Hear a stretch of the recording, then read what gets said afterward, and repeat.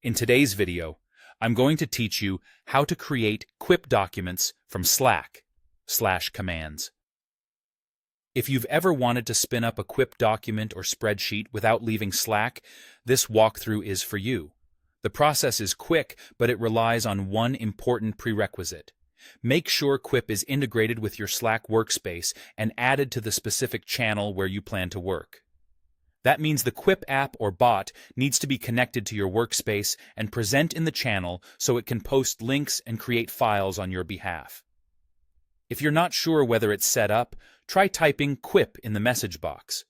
If you see Slack's autocomplete suggestions for Quip commands, you're good to go.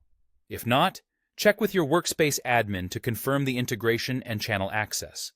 Once Quip is in the channel, you can create a new document right from the message field. Click into the channel where you want to share the doc, type /Quip new meeting notes, and send the message. Slack will immediately post a link to a brand new Quip document titled Meeting Notes. Everyone in that channel can click the link to open it, and you can begin collaborating right away. If you prefer a different title, you can either change the words after the command before you send it, or rename the document inside Quip after it opens. The beauty of using the /command is that it both creates the file and shares it in one motion, so there's no need to copy and paste links. You can do the exact same thing for spreadsheets.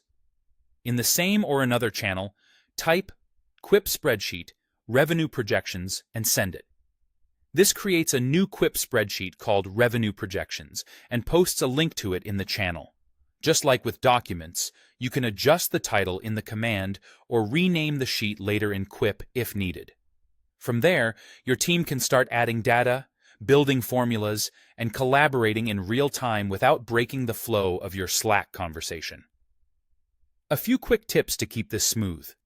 Make sure you're in the correct channel before running the command so the link lands where your team expects it. Use clear, descriptive titles to make files easy to find later. And if you don't see a link appear after sending the command, double-check that the Quip app is still in the channel and that you have permission to use /commands in your workspace. That's all it takes.